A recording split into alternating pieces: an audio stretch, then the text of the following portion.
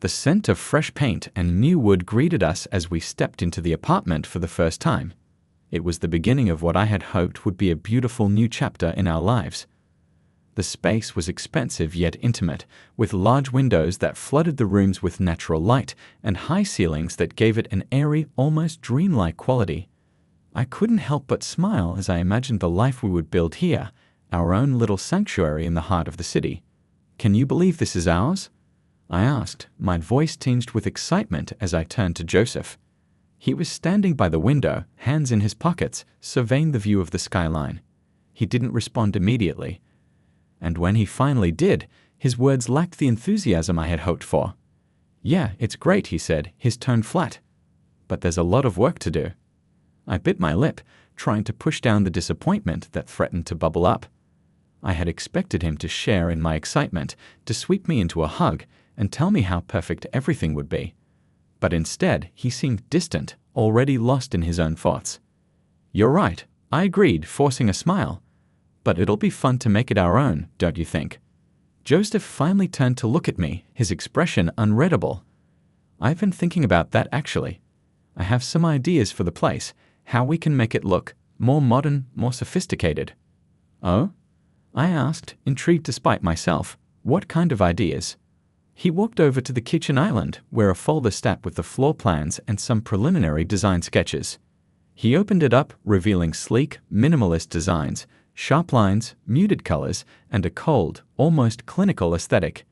"See here," he said, pointing to a sketch of the living room. "I'm thinking we go with a monochrome palette, gray walls, black leather furniture, glass coffee table. Clean and simple." I frowned slightly, trying to imagine the space as he described it. I was actually thinking we could go with something a bit warmer. Maybe a soft green for the walls and some comfortable, cozy furniture. We could add some plants, make it feel more like home. Joseph's lips pressed into a thin line and he shook his head. "Green? Plants? Eliana, this isn't a garden. We're going for sophistication here, not some rustic country vibe." His words stung, though I tried not to show it. I just thought it might be nice to add a bit of warmth. Make it feel like a place where we can relax and unwind. Joseph sighed, his patience clearly wearing thin. "Look, I get that you want it to feel cozy, but trust me on this. I know what I'm doing. If we want this place to look good, we need to keep it simple and elegant. You'll see, it'll be amazing once it's done." I nodded slowly, not wanting to argue. "Okay, I trust you. But can we at least pick out some things together? Like maybe the artwork or the decor?" He was already flipping through another page of sketches, barely listening. "Sure, we can figure something out," he said dismissively. "But I really think you should leave most of it to me. I have a vision for this place, and I think it'll turn out great if we stick to it." I forced another smile, though my heart felt heavy. "Of course, I'll leave it to you."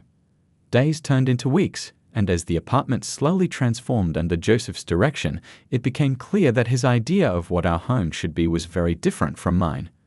The walls were painted a steely gray, the furniture was sleek and modern. Uncomfortable, even. And the art he chose was abstract and cold. I tried to find my place in the process, suggesting small touches here and there, but Joseph always had a reason to reject them. One afternoon, I found myself standing in the middle of the living room, staring at a large, imposing piece of art Joseph had hung above the fireplace. It was a stark, black and white abstract painting, just lines and shapes, with no real meaning or warmth. It felt like a reflection of everything that had gone wrong between us. Joseph walked in and saw me staring at the painting. "What do you think?" he asked, a hint of pride in his voice. I hesitated, choosing my words carefully. "It's interesting. But don't you think it's a bit harsh? Maybe we could add something a bit softer to balance it out." He shook his head, clearly unimpressed with my suggestion. "Eliana, this is the centerpiece of the room. It's supposed to be bold, to make a statement. If we start adding softer things, it'll ruin the whole look." I nodded, biting back the retort that was on the tip of my tongue. "I understand. I guess I was hoping for something that felt a bit more personal, more us." Joseph gave me a look that was both exasperated and pitying. "You're overthinking this. It's just decor. Trust me, once you get used to it, you'll see how amazing it is." I wanted to believe him, I really did. But as I looked around the apartment, all I saw was a space that felt cold, impersonal, like it belonged to someone else entirely. And in that moment, I realized that the apartment wasn't the only thing slipping away from me. The life I had imagined with Joseph, the partnership I had hoped for, was fading too, replaced by something that felt more like a business arrangement than a marriage. Later that night, as I lay in bed next to Joseph, who was already fast asleep, I stared up at the ceiling, the weight of everything pressing down on me. The apartment was supposed to be our fresh start, a place where we could build a life together. But instead, it had become a symbol of how far apart we had drifted. And the worst part was, I wasn't sure how to find my way back to him, or if I even wanted to. I turned on my side, watching Joseph's peaceful face in the dim light. He looked so different when he was asleep, calm, almost gentle. It was hard to reconcile this image with the man who had been so insistent on taking control of every aspect of our home, leaving no room for me. I reached out, my hand hovering over his, but I couldn't bring myself to touch him. Instead, I pulled back, curling up on my side of the bed, feeling more alone than I ever had before. As sleep finally began to pull me under, one thought echoed in my mind. If this was what our future looked like, I wasn't sure I wanted it anymore. The early autumn air was crisp as I walked to the cafe where Natalia and I had planned to meet. It was our usual spot, a cozy little place with mismatched furniture and the comforting aroma of freshly brewed coffee. The kind of place where we had shared countless conversations, from mundane gossip to life's biggest questions. Today, though, a strange tension lingered in the air, a feeling I couldn't quite shake. When I arrived, Natalia was already seated at our favorite corner table, her hands wrapped around a steaming mug. She looked up as I approached, and I noticed a shadow of something in her eyes. Worry, perhaps? Or was it pity? "Hey, you." I greeted her with a smile, though I could feel the unease settling in the pit of my stomach. "Sorry I'm late." "Don't worry about it," Natalia replied, offering a tight smile that didn't quite reach her eyes. "I just got here myself." I sat down across from her, shrugging off my coat. "How have you been? It feels like ages since we last caught up." She nodded, but her response was distracted. "Yeah, it's been a while. I've been okay, busy with work, you know how it is." Her tone was casual, but there was an undercurrent of something more, something she wasn't saying. I tried to push the feeling aside, focusing instead on the warmth of the coffee mug between my hands. "So, how's the new apartment?" she asked, her voice carefully neutral. I forced a smile, knowing that Natalia would sense if it wasn't genuine. "It's coming along slowly. Joseph has been really hands-on with the decorating, which is great, but..." I hesitated, trying to find the right words. "It doesn't really feel like home yet." Natalia tilted her head slightly, concern flickering in her eyes. "What do you mean? I thought you were excited about making it your own." "I was," I admitted. "But Joseph, he has this vision for the place, and it's like there's no room for anything I want. I don't know, maybe I'm just being too sensitive." Natalia reached across the table and squeezed my hand. "You're not being sensitive, Eliana. It's your home too. You should feel like it's a place where you belong, not just a place where you live." I appreciated her words, but they did little to soothe the ache in my chest. "Thanks, Natalia. I guess I didn't expect things to be so hard." She gave my hand one last squeeze before pulling back, her expression turning serious. "Eliana, there's something I need to tell you. It's been weighing on me, and I don't want to keep it from you." My heart skipped a beat, her tone confirming the unease I had felt earlier. "What is it?" Natalia took a deep breath, her gaze dropping to the table. "I saw Joseph the other night. He was at that new restaurant on Elm Street." I frowned, not understanding why this would be significant. "Okay." She looked up, and the sadness in her eyes made my heart sink. "He wasn't alone, Eliana. He was with another woman. They were sitting in a corner booth, holding hands, laughing. It wasn't just a friendly dinner." The world seemed to tilt on its axis as her words registered. I opened my mouth to speak, but no sound came out. The cafe's bustling background noise faded into a dull roar, and I felt like I was floating outside my body, watching the scene unfold from a distance. "Eliana?" Natalia's voice was soft, hesitant. I blinked, trying to pull myself back into the moment. "Aren't you sure?" I mean, maybe it wasn't what it looked like. Natalia shook her head, her expression pained. I'm sure. I wish I wasn't, but I am. I know this isn't easy to hear, but I couldn't keep it from you. You deserve to know the truth. I sat back in my chair, the breath leaving my lungs in a slow, shaky exhale. I don't know what to say. Natalia's eyes were filled with sympathy. You don't have to say anything. I just wanted you to know because you've seemed so unhappy lately, and I didn't want you to think you were imagining things. The tears I had been holding back finally welled up, blurring my vision. I swiped at them angrily, embarrassed to be crying in public, but unable to stop.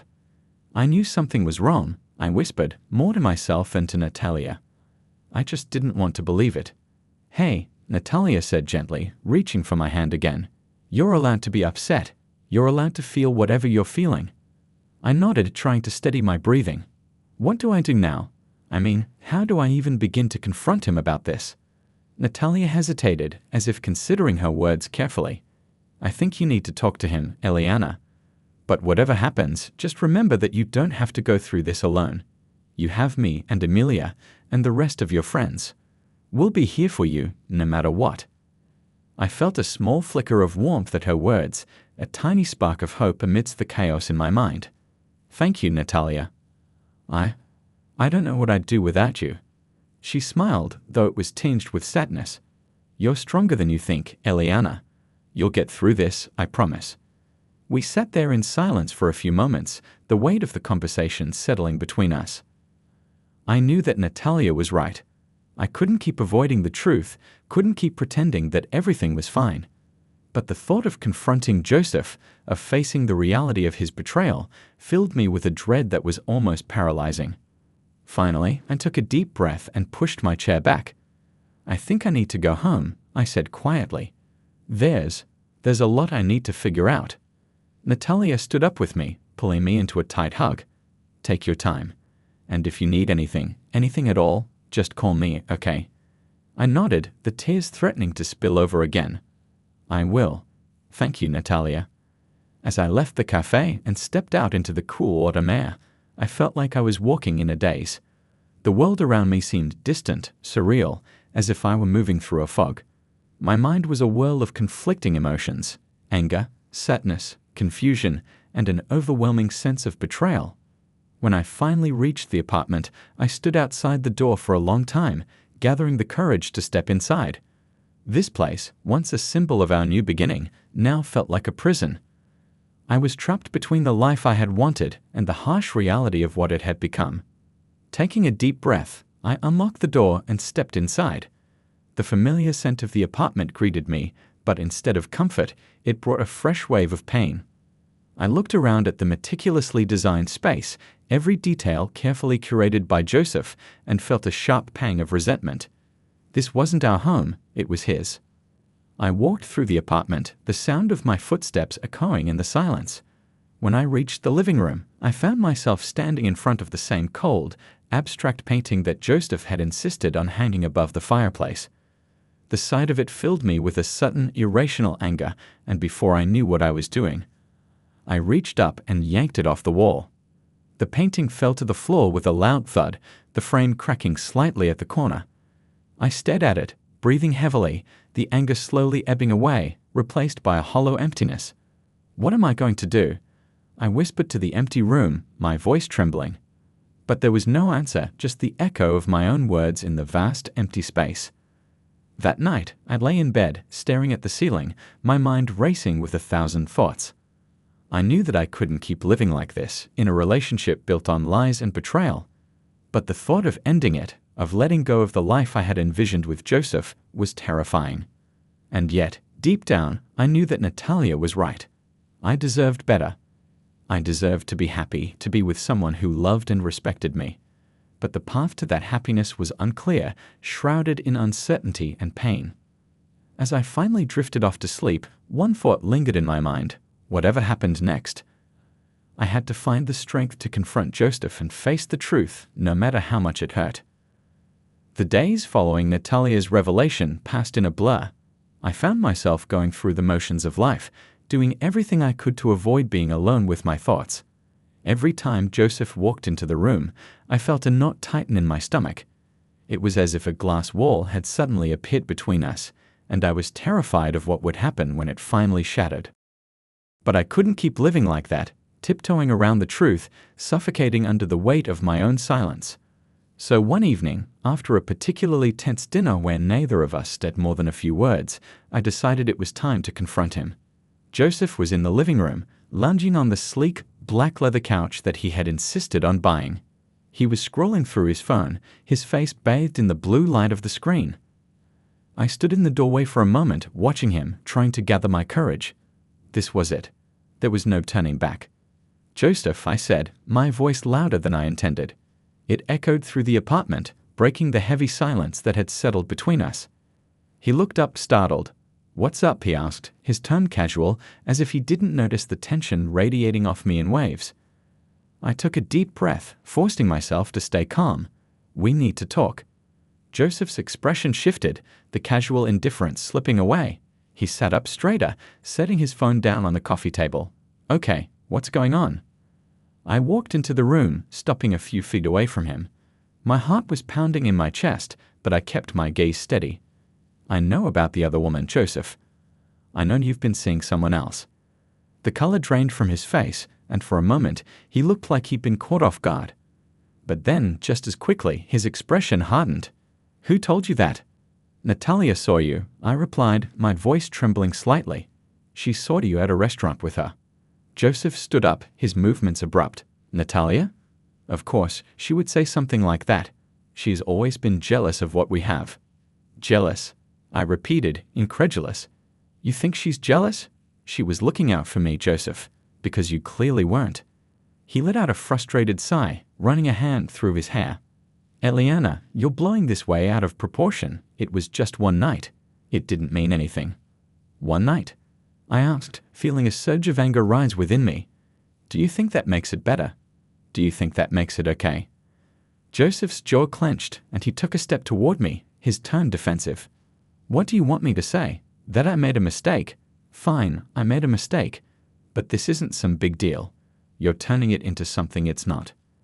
My eyes widened at his words, at the sheer audacity of his response. "Not a big deal? You cheated on me, Joseph. How can you stand there and act like it's nothing?" He crossed his arms, his expression hardening further. "Maybe if you weren't so focused on every little detail in this apartment, you would have noticed that things haven't been great between us for a while. I didn't plan for this to happen, but it did. And maybe it's time we both accept that we're not working anymore." His words hit me like a physical blow. "So that's it? You're just giving up on us?" Joseph sighed again, shaking his head. "I'm not giving up. I'm being realistic.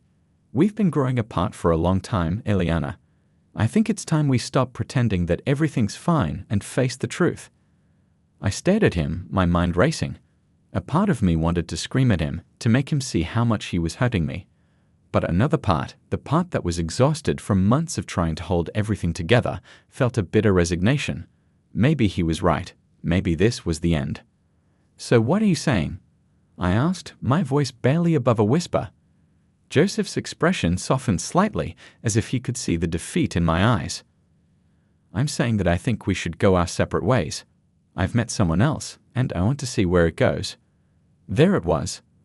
The final blow. The truth I had been dreading but knew was coming. He was leaving me for her. For the woman who had been nothing more than a shadow in the background until now. I felt a cold numbness settle over me as I forced myself to speak. "And what about the apartment? What about everything we've built together?" Joseph looked uncomfortable, shifting his weight from one foot to the other. "I want you to move out. This place, it doesn't feel like ours anymore. I'll buy out your half, and you can find somewhere else." I stared at him in disbelief. "You want me to leave? Just like that?" He'd avoided my gaze, his voice devoid of emotion. "I think it's for the best. We both need a fresh start." A fresh start. The words echoed in my mind, bitter and empty. This apartment, which was supposed to be our home, had become nothing more than a battleground. And now he wanted to erase me from it entirely. But I wasn't going to let him push me out so easily. Not after everything I had invested in this relationship in this home. I had given up so much for him, and I wasn't about to let him take this from me too. "No," I said firmly, my voice steady despite the turmoil inside me. "I'm not leaving." Joseph's eyes snapped to mine, surprised by the resolve in my tone. "Eliana, come on. Don't make this harder than it needs to be." "I'm not making it hard," I replied, my gaze unwavering. "This apartment is half mine, Joseph. You can't just kick me out because you've decided to move on." He looked frustrated, as if he hadn't anticipated this level of resistance. "I don't want to drag this out, Eliana. Let's be reasonable about this." "Reasonable?" I repeated, my voice tinged with anger. "You're the one who cheated, who's throwing away our relationship like it means nothing. And now you expect me to just walk away quietly." Joseph took a deep breath, clearly trying to keep his composure. "I'm offering you a way out, a clean break. You can take the money, find a new place, and move on." I shook my head, a bitter laugh escaping my lips. "You don't get it, do you? This isn't just about the apartment. This is about everything we were supposed to be, everything we were supposed to build together. And now you're asking me to just walk away from all of it." For a moment, Joseph said nothing, just staring at me with a mixture of frustration and something else. Guilt, perhaps. But if it was guilt, it was buried deep beneath the surface, barely visible. Finally, he spoke, his voice cold and detached. "If you won't leave willingly, then I'll sell my half of the apartment. You'll have to deal with whoever buys it. Maybe that will change your mind." His words sent a chill down my spine. He was willing to go that far, to sell his half of our home to a stranger just to force me out. The man standing in front of me was someone I barely recognized, someone who no longer cared about the life we had built together. I took a step back, shaking my head in disbelief. "I can't believe you're doing this." Joseph didn't respond.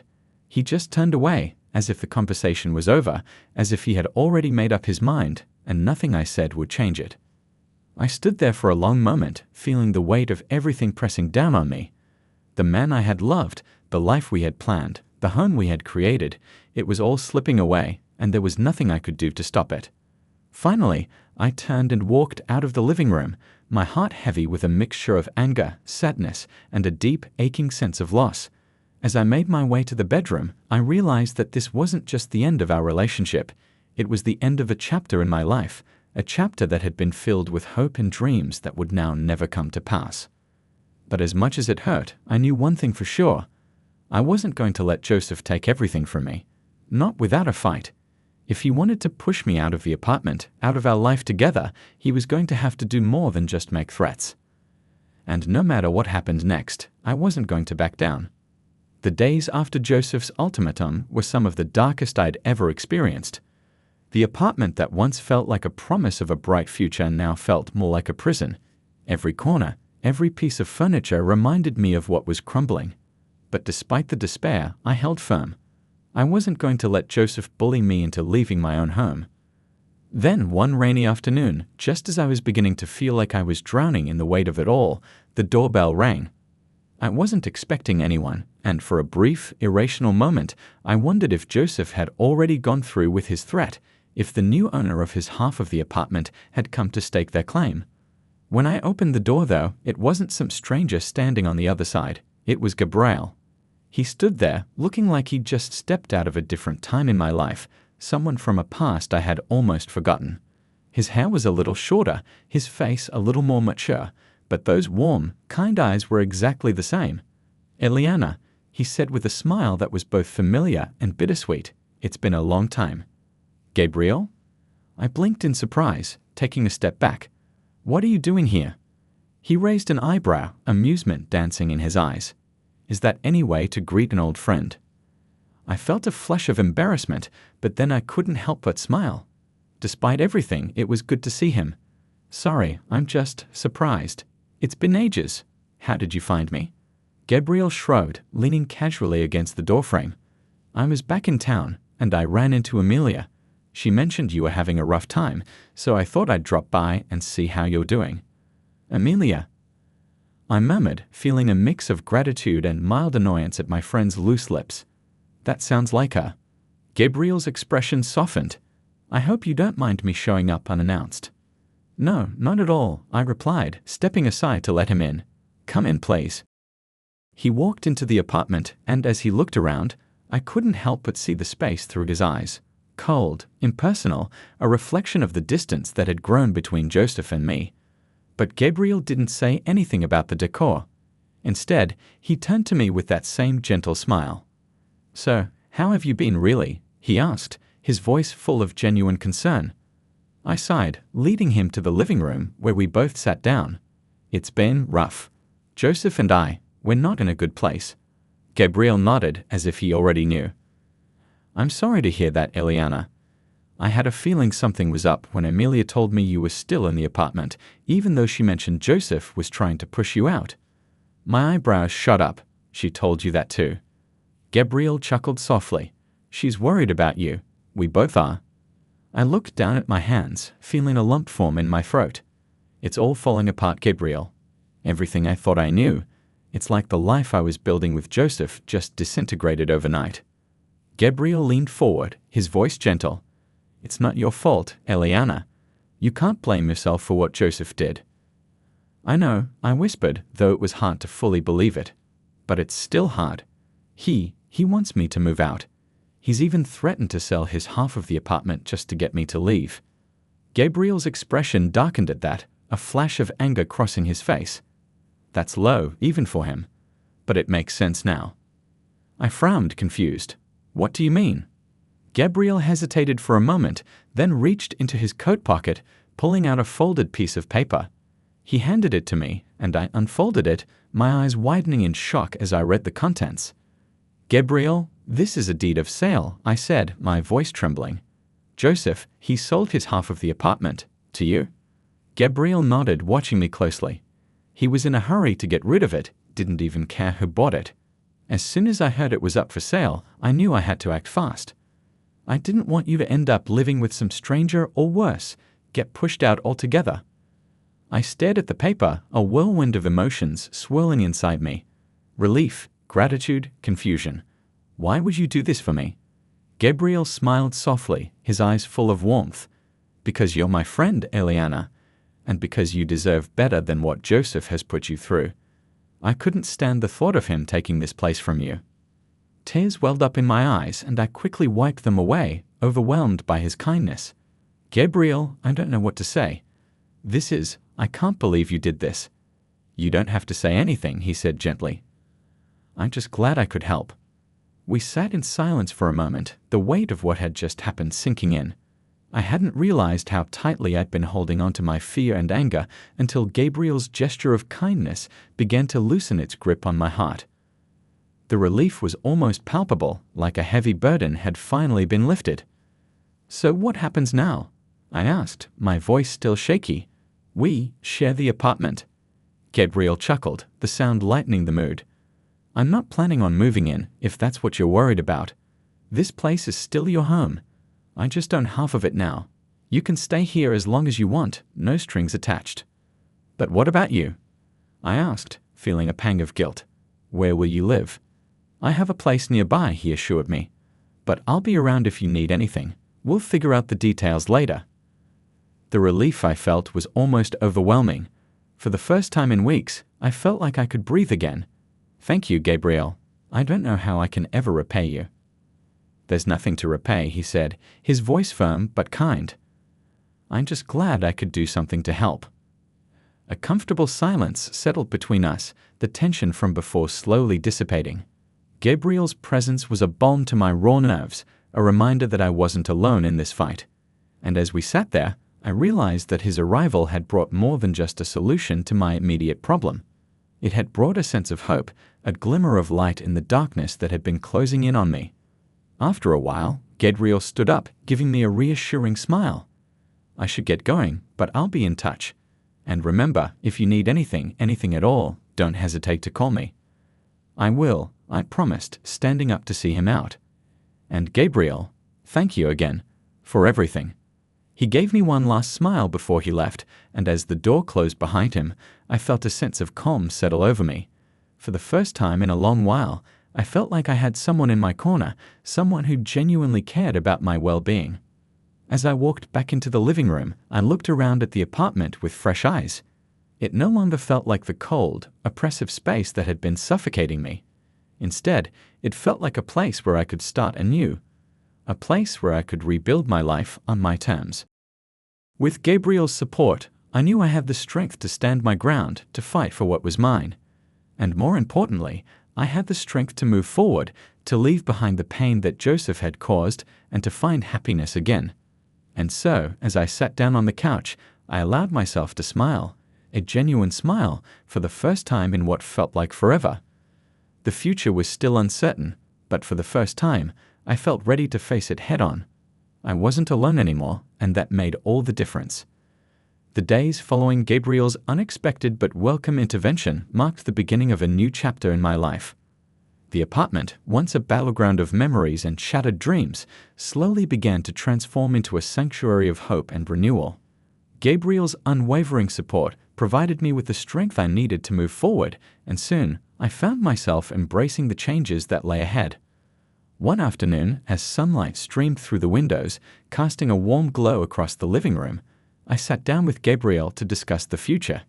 It felt surreal to think about what was next after everything that had happened, but it was a conversation I was ready to have. So, Gabriel began, leaning back on the couch with a relaxed smile. "What's the plan, Eliana? Are you thinking about staying here long-term or—" I glanced around the room, feeling a sense of peace that had been absent for so long. "I don't know," I admitted. "This place holds a lot of memories, some good, some bad, but it also feels like a fresh start now. I'm not ready to give up on it just yet." Gabriel nodded, his expression thoughtful. "I get that.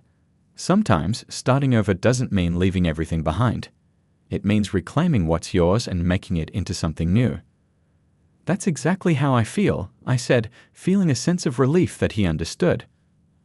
"I want to make this place mine again, to fill it with new memories, happy ones." Gabriel smiled warmly. "I think that's a great idea. And if you ever need help with redecorating or just want someone to bounce ideas off of, I'm here." I couldn't help but laugh softly. "You've already done more than enough, Gabriel, but I'll keep that in mind." He gave me a playful look. "I'm serious, Eliana. I invested in this place now, remember? Besides, I'm pretty good at DIY. Who knows, maybe we can even add a few personal touches together." The thought of working on the apartment with Gabriel filled me with an unexpected sense of excitement. It wasn't just about fixing up the place, it was about building something new, something that reflected who I was becoming. "I'd like that," I said, smiling at him. "It would be fun to see what we can come up with." "Great," he said, his eyes bright with enthusiasm. "We'll make this place feel like home in no time." As we continued to talk about our ideas for the apartment, I realized how easy it was to be around Gabriel. There was no pretense, no pressure, just a natural, comforting connection that made everything feel lighter. It was a stark contrast to the tension and heartache that had defined my relationship with Joseph in its final days. Over the next few weeks, Gabriel and I spent more time together, not just working on the apartment, but also simply enjoying each other's company. We shared meals, took walks in the nearby park, and even spent quiet evenings watching movies in the living room. It was during these moments that I began to see Gabriel in a new light, not just as an old friend, but as someone who was becoming increasingly important to me. One evening, as we sat on the couch with a bowl of popcorn between us, watching an old classic film, I found myself studying Gabriel's profile. The way his eyes crinkled when he laughed, the way he absent-mindedly brushed a strand of hair from his face, everything about him felt familiar yet new at the same time. "Gabriel," I said, my voice soft, "can I ask you something?" He turned to look at me, his expression curious. "Of course, you can ask me anything." I hesitated for a moment, unsure how to phrase what I wanted to say. But then I decided to just be honest, as I always could with him. "Why did you really come back? Was it just because of what Amelia said, or was there something more?" Gabriel's gaze softened, and he set the popcorn aside, turning to face me fully. "I thought about you a lot over the years, Eliana," he admitted. "Even when we lost touch, you were never far from my mind. When I heard what was happening, I couldn't just stand by and do nothing. But it's more than that. Being here with you, seeing you again, it feels like fate, like maybe we were meant to reconnect." His words took my breath away, and I felt a warmth spread through me. I thought about you too, I confessed, my heart pounding. There were times when I wondered what might have happened if we'd stayed in touch, if things had been different. Gabriel reached out, gently taking my hand in his. Maybe it's not too late to find out, he said softly, his eyes searching mine for a response. I felt a mix of emotions, hope, excitement, and a bit of fear. But more than anything, I felt ready to take a chance, to see where this new path might lead. I'd like that, I whispered, squeezing his hand. He smiled, a slow, genuine smile that lit up his entire face. Then let's take it one day at a time. No pressure, no expectations, just us seeing where this goes. It was exactly what I needed to hear. The fear that had been holding me back melted away, replaced by a sense of calm and certainty. One day at a time, I agreed, feeling a renewed sense of optimism. From that moment on, everything began to fall into place. Gabriel and I continued to spend time together, our connection growing deeper with each passing day. The apartment, once a symbol of my failed relationship with Joseph, was slowly transforming into a space that reflected the new life I was building, a life filled with hope, love, and the promise of new beginnings. One afternoon, as we were putting the finishing touches on a bookshelf we had built together, Gabriel turned to me with a thoughtful expression. You know, Eliana, this place really is starting to feel like home. I looked around, taking in the bright, inviting space we had created. The walls were adorned with art that I had chosen, the furniture was comfortable and welcoming, and there were plants in every corner, bringing life and warmth into the apartment. It was a far cry from the cold, sterile environment Joseph had insisted on. It is, I agreed, feeling a deep sense of satisfaction. But it's more than just the apartment, Gabriel. It's you. You've made this place feel like home again.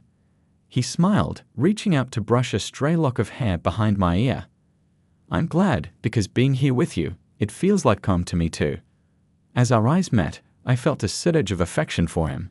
In Gabriel, I had found not just a friend, but someone who cared for me deeply, who saw me for who I truly was and accepted me without hesitation.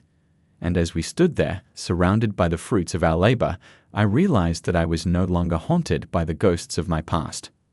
I was ready to embrace the future, whatever it might hold. I'm really happy, Gabriel, I said, my voice full of emotion. Thank you for being here for everything.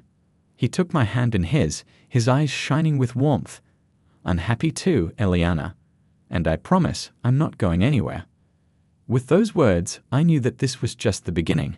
The pain and heartache of the past were fading away, replaced by the excitement of new possibilities and the comfort of knowing that I wasn't facing them alone. As Gabriel pulled me into a warm, reassuring embrace, I felt a sense of peace wash over me. The future was still uncertain, but for the first time in a long while, I wasn't afraid. I had found my new beginning, and with Gabriel by my side, I knew that whatever challenges lay ahead, we would face them together. And that, more than anything, made me feel truly at home.